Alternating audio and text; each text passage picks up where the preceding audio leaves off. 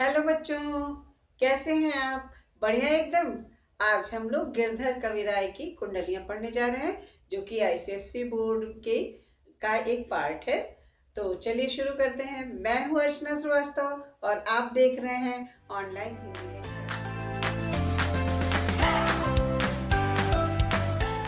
तो चलिए शुरू करते हैं। ये जो गिरधर कविराय की कुंडलियों को हम पढ़ने जा रहे हैं, तो उससे पहले थोड़ा सा हमें गिरधर कविराय जी के बारे में जानना होगा। इनके जन्म के बारे में या इनके बारे में बहुत सी बातें उपलब्ध नहीं है। श्री शिव सिंह जी ने बताया, उनके अनुसार संवत 1770 में इनका जन्म उसके माना जाता है और मृत्यु का कहीं कोई उल्लेख नहीं है, कुछ मिलता नहीं है इनके बारे में। लेकिन इनके कविता का रचना काल 1800 संवत 1800 माना जाता है और इन्होंने अपनी कविताओं में वैराग्य वैराग्य है और नीति विषयक है और अध्यात्म है, इसको ही अपना वर्ण विषय बनाया। और ये जो है इतनी सरल और सहज बात इतनी सरल और सहज वाणी में इतने गंभीर गंभीर विषयों को कह जाते हैं कि और इनकी लोगों के मन में बहुत अच्छी पैठ है कुंडलियों के बारे में, और इसीलिए बहुत प्रभावित करती हैं कुंडलियां और सारे लोग इसको रिलेट कर जाते हैं और आज भी ये प्रसंगानुकूल है। तो चलिए सबसे पहले मैं इन कुंडलियों को पढ़ूंगी और फिर इसका अर्थ हम जानेंगे।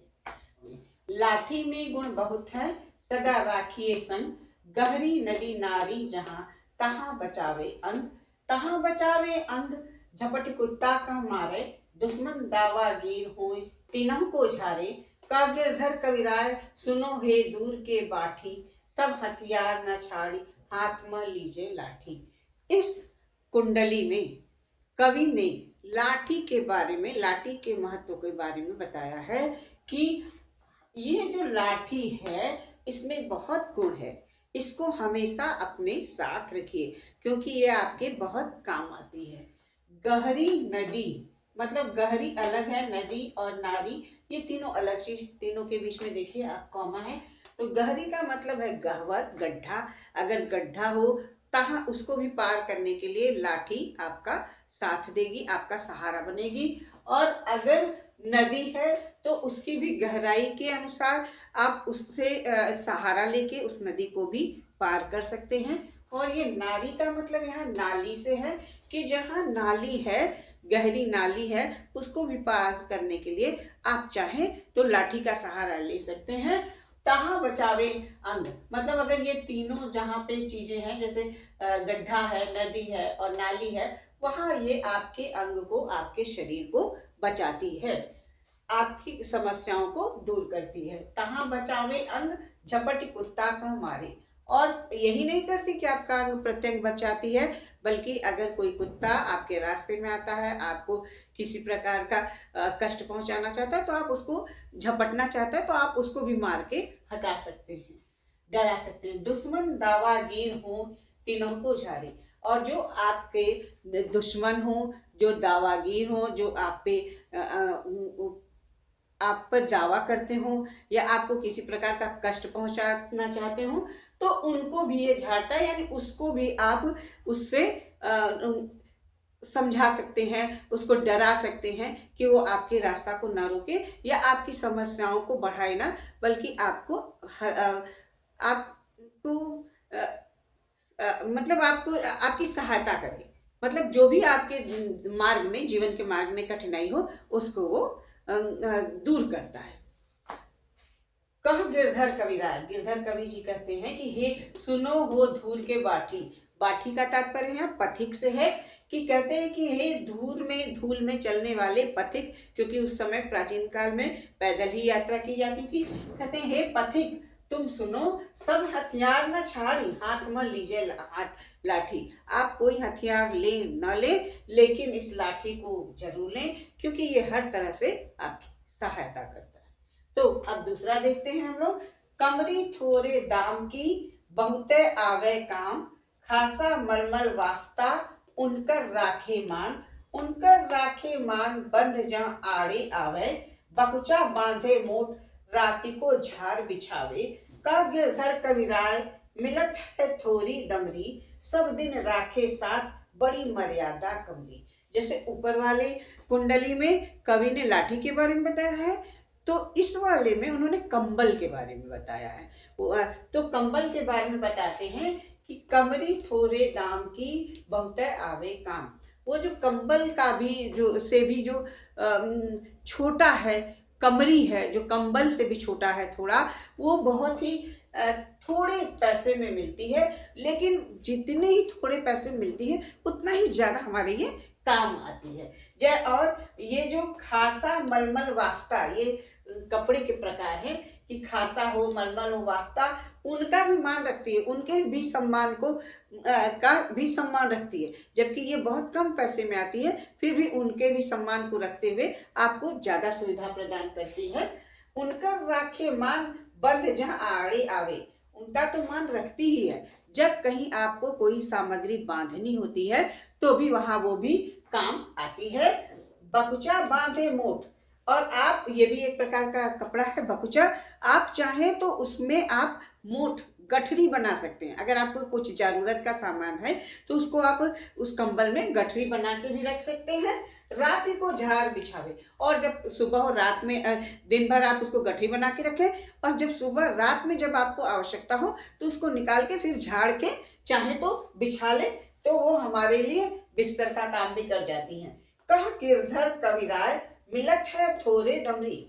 गिरधर कविराय जी कहते हैं कि ये जो कमरी है ये बहुत थोड़े दाम की, कम दामों की मिलती है, सब दिन राखे साथ, बड़ी मर्यादा कमरी। लेकिन आप इसको हमेशा अपने साथ रख सकते हैं, बहुत ही मर्यादा है इसकी, और मतलब यह आपकी मर्यादा का ध्यान रखती है, और हर तरह, मतलब जाड़े गर्मी बरसात हर समय ये आपके काम आती है। तो ये वाला यहीं पे समाप्त होता है। चलिए अगली कुंडली को देखते हैं। तो पहले मैं कुंडली को पढ़ती हूँ। ये जो तीसरा वाला है, गुण के गाहक सहस नर, बिन गुण लहै न कोय, जैसे कागा कोकिला, शब्द सुने सब कोय। शब्द सुने सब कोय, कोकिला सबे सुहावन, दो को एक रंग, काग सब भय अपावन। कह गिरधर कविराय, सुनो हे ठाकुर मन के, बिन गुण लहै न कोय, सहस नर गाहक गुण के। तो गुण के गाहक सहस नर, सहस का मतलब है यहाँ सहस्र, सहस्र यानी हजारों। जो गुण, सभी लोग गुण के ही ग्राहक होते हैं, मतलब आपके अंदर अगर गुण है तभी आपकी पूछ है, और सभी लोग तभी आपके बात को सुनेंगे या आपके बारे में जानना चाहेंगे। आपके अंदर गुण होना चाहिए। गुण के गाहक सहस नर, बिन गुण लहै न कोय। अगर आप में कोई गुण नहीं होगा तो कोई भी आपको पसंद नहीं करेगा और आपको नहीं सुनेगा। जैसे कागा कोकिला, शब्द सुने सब कोय। अगली लाइन में, इस लाइन में कवि ने कोयल और कौवे की तुलना की है। बताया है कि जैसे कागा यानी कौवा और कोकिला एक ही तरह के होते हैं, और सभी लोगों ने उनके शब्दों को सुना है, कि जैसे कैसे कोयल बहुत मीठा बोलती है, और कैसे कौवा काव काव बोलता है, जिसको कोई भी पसंद नहीं करता है। शब्द सुने सब कोय, कोकिला सबे सुहावन। कवि कहते हैं कि दोनों का रंग काला है, लेकिन कोई उसके रूप रंग पे नहीं जाता है। कोयल सबको अच्छी लगती है, और क्योंकि सबने उसका शब्द सुना है, कोयल का भी सुना है और कौवा का भी सुना है, और कोयल के शब्द सबको मीठे लगते हैं, इसलिए कोयल सबको अच्छी लगती है। दो को एक रंग, काग सब भय अपावन। दोनों के एक ही रंग रूप हैं, लेकिन फिर भी कौवे को अपवित्र समझा जाता है, उनका आना बहुत ही अच्छा नहीं माना जाता है। कह गिरधर कविराय, सुनो हे ठाकुर मन के। फिर गिरधर कविराय जी अपने ही मन को संबोधित करते हुए कहते हैं कि हे मन में स्थित हे भगवान, तुम सुनो, बिन गुण लहै न कोय, सहस नर गाहक गुण के। कि बिना गुण के कोई किसी को नहीं सुनता, कोई किसी को नहीं गुनता, कोई किसी को नहीं लेता। उसके गुण के ही ग्राहक सभी लोग होते हैं, उसके गुणों की ही पूजा सब लोग करते हैं। बिना गुण वाले को कोई भी नहीं पूछता। ठीक है, अब हम लोग दूसरा वाला ये कुंडली पढ़ते हैं। साई साई सब संसार में मतलब का व्यवहार, जब लग पैसा गांठ में तब लग ताको यार। तब तक ताको यार, यार संग ही संग डोले, पैसा रहे न पास यार मुख से नहीं बोले। कह गिरधर कविराय जगत यही लेखा भाई, करत बेगर्जी प्रीत यार बिरला कोई साई। देखिए जैसे इसमें कवि ने बताया था ऊपर वाले मतलब तीसरे वाले में कि गुण की विशेषता बताई थी कि आपके अंदर गुण होंगे तभी आपको कोई आपके बारे में तभी कोई उसका ग्राहक होगा, यानी कोई आपको पसंद करेगा। और इस वाले में बताया कवि ने कि अगर आपके पास पैसा है तब आप कितने महत्वपूर्ण हो। उन्होंने बताया साईं सब संसार में मतलब का व्यवहार, इस संसार में सारे लोग मतलब के कारण आपके दोस्त बने हुए हैं, मित्र बने हुए हैं, और आपसे व्यवहार भी मतलब के ही कारण रखते हैं। जब लग पैसा गांठ में, जब तक आपके पास पैसा रहेगा, आपके पॉकेट में जेब में पैसा रहेगा, तब तक ताको यार, तब लग ताको यार, तभी तक वो आपसे मित्रता करेंगे या आपसे बात करेंगे, आपके साथ संबंध रखेंगे। तब तक ताको यार, यार संग ही संग डोले, और जब तक पैसा रहेगा सारे मित्र दोस्त आपके साथ यहाँ वहां आप जहां जहां जाएंगे वहां वहां जाएंगे, और ऐसा लगेगा कि उनसे बढ़कर कोई भी आपका हमदर्द, कोई आपका प्रेम नहीं है। पैसा रहे न पास यार मुख से नहीं बोले, और आपका जब पैसा चला जाएगा कोई यार मित्र अपने मुंह से भी बात नहीं करेगा, जरा सा भी आपको तवज्जो नहीं देगा, आपकी बात को सुनेगा नहीं, आपसे बोलेगा ही नहीं। कह गिरधर कविराय जगत यही लेखा भाई। गिरधर कविराय जी कहते हैं संसार में तो यही रीति है, यही है लेखा है, यहाँ की यही रीति है भाई। करत बेगर्जी प्रीत यार बिरला कोई साई। वो कोई अलग ही व्यक्ति होते, कोई कोई व्यक्ति होता है कि बिना गर्ज के, बिना कारण के आपके साथ प्रेम करे, ऐसे बहुत कम ही लोग होते हैं। कहने का मतलब ऊपर वाले में बताया कवि ने कि आप गुण के मगर अगर आपके अंदर गुण है तो सारे लोग आपका सम्मान करते हैं, और दूसरे वाले में बताया कवि ने कि अगर आपके पास पैसा है तभी आपका कोई मित्र है। तो चलिए ये वाला यहीं पे समाप्त होता है, अगला देखते हैं। कुंडली की तरह हम लोग बढ़ते हैं, पहले उसका मैं वाचन करूंगी और फिर व्याख्या होगी। रहिए लटपट काट दिन बर घामे मा सोए, छान बाकी बैठिए जो तरु पत्रो होए। जो तरु पत्रो होए एक दिन धोखा देहे, जा दिन बहे बयारी टूटी तब जर से जहे। कह गिरधर कविराय छाह मोटे को गहिए, पाती सब झर जाए तऊ छाया में रहिए। तो देखिए बच्चों कि कवि कहते हैं गिरधर कविराय जी की रहिए लटपट काट दिन बरु घामे मा सोए। आप ना अपना दिन किसी भी तरह जैसे तैसे काट दीजिए, भले आपको घाम में यानी धूप में सोना पड़े तो भी सोइए, लेकिन छाह न बाकी बैठिए जो तर पत्रो होए। लेकिन ऐसे वृक्ष के नीचे न बैठिए जो बहुत पतला है। क्यों, क्या प्रॉब्लम होगी, क्या समस्या आएगी? जो तर पत्रो होए एक दिन धोखा देही। अगर वो वृक्ष पतला है तो एक ना एक दिन वो आपको धोखा देगा। क्या देगा? जो तर पत्रो होए एक दिन धोखा देहे, जा दिन बहे बयारी टूटी तब जड़ से जहे। और जिस दिन बहुत तेज की हवा चलेगी तो वो पतला पेड़ जड़ से ही टूट जाएगा। जा दिन बहे बयार टूटी तब जड़ से जई है, कहा गिरधर कविराय छाह मोटे को बहिए। इसलिए कबीर गिरधर जी कहते हैं कि आप हमेशा अगर आपको छाया लेनी है तो मोटे वृक्ष की छाया लीजिए। क्यों? कि पाती सब झड़ जाए तो छाया में रहिए, क्योंकि वो आपको गिर के किसी प्रकार की हानि नहीं पहुंचाएगा, और अगर उसकी सारी पत्तियां झड़ जाएगी तब भी आपको उसके डालियों की, उसके जड़ों की कहीं ना कहीं आपको छाया मिल जाएगी और आप वहां रह सकते हैं। अगला देखते हैं। पानी बाढ़े नाव में घर में बाढ़े दाम, दो हाथ उलीचिए यही सयानो काम।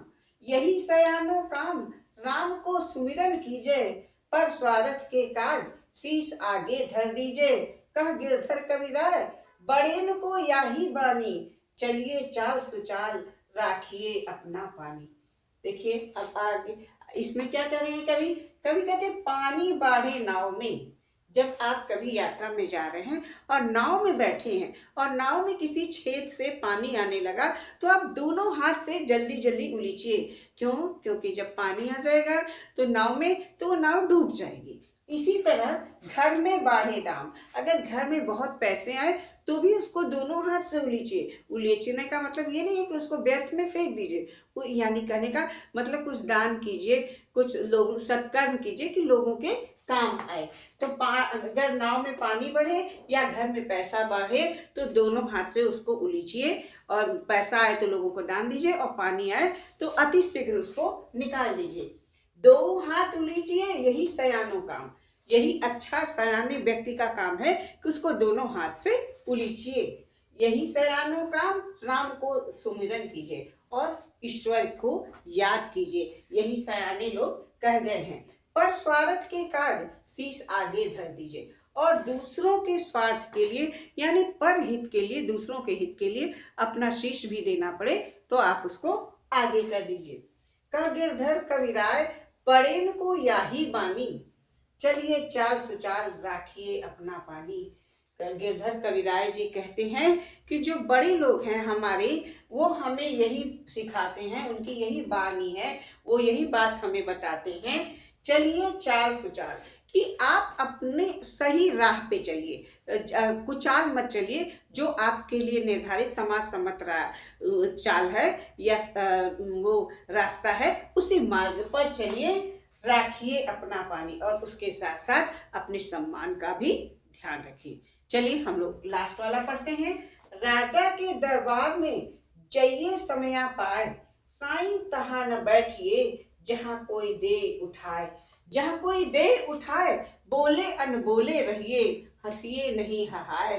बात पूछे तो कहिए, कह गिरधर कविराय, समय सो कीजय काजा, अति आतुर नहीं होए, बहुरी अनिखई है राजा। देखिए बहुत महत्वपूर्ण बात कही है कवि ने कि राजा के दरबार में, अगर आपको राजा के दरबार में जाना हो तो जाइए समय पाए, तो कभी भी मत चले जाइए, जब आपको उचित समय मिले तभी आप जाइए। साईं तहां न बैठिए जहां कोई दे उठाए, और ऐसे जगह तो कभी भी मत बैठिए कि हर आदमी आपको उठा दे कि यहाँ नहीं बैठो। तो ऐसे जगह ही जाके बैठिए, राजा के दरबार में या कहीं भी प्रतिष्ठित जगह में जहां आपको कोई उठाए ना। जहां कोई दे उठाए, बोले अनबोले रहिए। पहले आप तो ऐसी जगह बैठिए मत जहां से आपको कोई उठा दे, और बोले अनबोले रहिए और एकदम शांति से बैठे रहिए। ऐसा नहीं है कि आप उसको कोई ना कोई बात बोल दें, क्योंकि वो प्रतिष्ठित जगह है, राजा का दरबार है, वहां आपका बोलना उचित नहीं है। हंसिए नहीं हहाए, और जब दो लोगों की बात हो रही है या कुछ लोग बात कर रहे हैं, आपको भी बात समझ में आ रही है और फिर भी आप बहुत खुश होके हंसने मत लगिए। बात पूछे तो कहिए, और तभी किसी से बात करिए जब आपसे कोई पूछे। बिना बात किसी के पूछे, बिना आप किसी से आज्ञा लिए अगर बोलेंगे तो आपको बहुत अच्छे नजरों से नहीं देखा जाएगा। कहा गिरधर कविराय, समय सो कीजिए काजा। और आगे गिरधर कविराय जी कहते हैं कि हर एक काम को समय से करिए, समय रहते जब उसका उचित समय है तभी वो काम करिए। अति आतुर नहीं होए, बहुत अनखई है राजा। और अत्यंत व्याकुल होकर अपनी बात बताने मत लगे, क्योंकि उस समय राजा बहुत अधिक, फिर वो आपकी तरफ इंटरेस्ट नहीं लेगा, आपको बहुत भाव खाने लगेगा और आपकी बात का महत्व नहीं रह जाएगा। इसलिए आतुरता मत दिखाइए, उसको आतुरता दिखाने दीजिए, तभी अपनी बात कहिए, तभी आपके बात का महत्व रहेगा। इस तरह यहाँ पे गिरधर की कुंडलियां खत्म होती हैं। तो आप लोग पढ़ते रहिए, तैयारी करते रहिए। All the best.